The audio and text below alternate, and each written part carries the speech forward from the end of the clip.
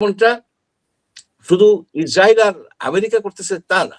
এই আক্রমণের পেছনে এই সৌদি আরবে আছে, ইউএই আছে, কুয়েত আছে, কাতার আছে, সবাই কিন্তু চাচ্ছে যে এই ইরান যেন পরাজিত হয়, ইরানের যেন নিউক্লিয়ার প্রোগ্রামটা ক্যান্সেল হয়ে যায়, ইরানের জন্য একেবারে ধ্বংসপ্রাপ্ত হয়ে যায়। ওই আবুল আহাবের সূরার মতো, আবুল আহাবের ২ হাত ধ্বংস হোক, এই যে আছে না, ওই টাইপের একটাই।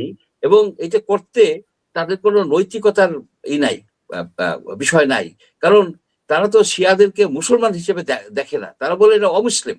এবং তাদের অনেকগুলি আকিদা আছে, যেগুলি ১০টা ব্রাঞ্চের মধ্যে অনেক ব্রাঞ্চ তো আপনার আমাদের মহানবীকে নবী হিসেবেই তারা স্বীকার করে না। সুতরাং এখানে কিন্তু একটা বিশাল ধর্মীয় ইয়ে আছে, কিন্তু একটা গ্যাপ আছে, যে সুন্নি মুসলমান আর শিয়া মুসলমান কিন্তু ওয়াইডলি ডিভাইডেড। শিয়াদের মসজিদে তো আপনি নামাজ পড়তে পারেন না।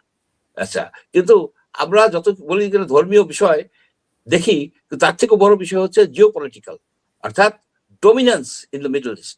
মিডল ইস্ট হচ্ছে largest source of energy, gas বলেন, পেট্রোল, মানে আপনার অয়েল বলেন, তার মূল মূল সোর্সই হচ্ছে middle eastern countries. At the same time তারা এখানে ব্যাপকভাবে আপনার এয়ারপোর্টে হাব করে ফেলছে দুবাইতে।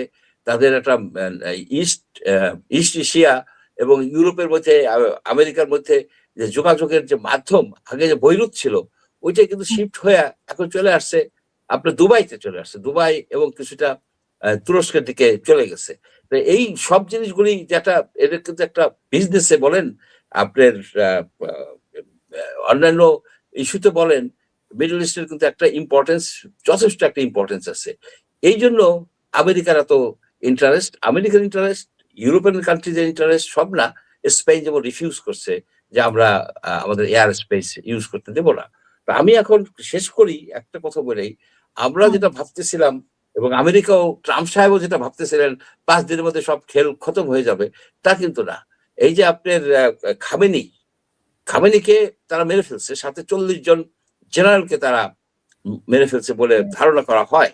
তাদের ধারণা ছিল এতে তাদের ডিক্যাপিটেশনের ফলে তাদের যে এই যে আপনার যে সরকারের ভিতরে দেখা দিবে, সরকারের ভিতরে বিশৃঙ্খলা দেখা দিবে, কিন্তু সেটা হয়নি। তারা কিন্তু সাথে সাথেই তাদের একটা ৩ জনের একটা কমিটি করে দিছে ই করার জন্য, কাজ চালানোর জন্য, এবং চালাচ্ছে খুবই সতর্কতার সহিত তারা কাজ চালিয়ে যাচ্ছে। কারণ খামেনির বয়স ছিল 86 ইয়ার্স ওল্ড, এবং এটা যে খামেনি মারা যেতে পারে যে কোনো সময়, এই ধরনের প্রিপারেশন তাদের ছিল। সুতরাং যে ট্রাম্প এই জিনিসটা ভুল করছে, যে এই খামেনিকে মেরে তারা যে এই রেজিম চেঞ্জ করবে, সেটা কিন্তু হয়নি, এবং রেজিম চেঞ্জ হবে বলে এখন আর ধারণা করা যায় না। রেজিম চেঞ্জ কোনোভাবেই তারা করতে পারবে না। কারণ কি, তারা তো প্লেন থেকে মারতেছে, এয়ারফোর্স দিয়ে তারা চালাচ্ছে সব তাদের সকল কর্মকাণ্ড। কিন্তু আবার যে এই যে বিমান যুদ্ধ, এই বিমান যুদ্ধ তো পরিবর্তিত হয়ে গেছে। আগে ছিল প্লেনে যুদ্ধ, ফাইটারে যুদ্ধ ছিল। সেই যুদ্ধটা কিন্তু এখন আর তেমন ভাবে নাই। এখন কিন্তু ড্রোন এবং মিসাইল, ড্রোন যুদ্ধে কিন্তু ইরান বেশ আগানো, এখন বলা যেতে পারে দ্রোণাচার্য।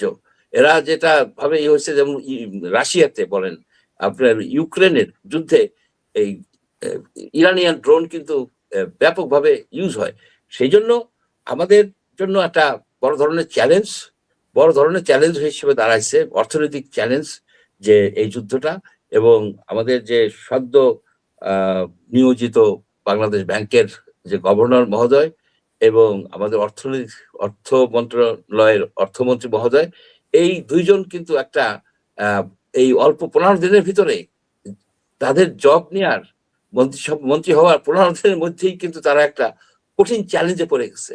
এটা তাদের জন্য একটা বিশাল চ্যালেঞ্জ। কিন্তু আপনার যদি এই তেলের অভাবে কারখানা বন্ধ হয়ে যায়, বিদ্যুতের লোডশেডিং শুরু হয়ে যায়, এটা কিন্তু তাদের জন্য ভয়াবহ রকমের একটা নিয়ে আসবে, রেপুটেশন উপরে একটা হবে। সেই জন্য আশা করি তারা এই জিনিসটাকে অনুধাবন করছেন এবং তারা কারেক্টিভ মেজার নিছেন।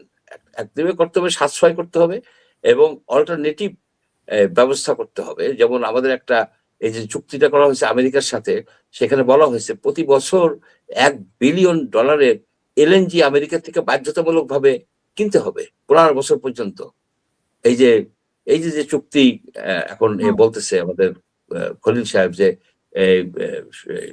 জামাত এবং বললো যে জামাত বিএনপি এরা এন্ডোর্স করছে, আবার বলতেছে যে নন ডিসক্লোজার ক্লজ আছে।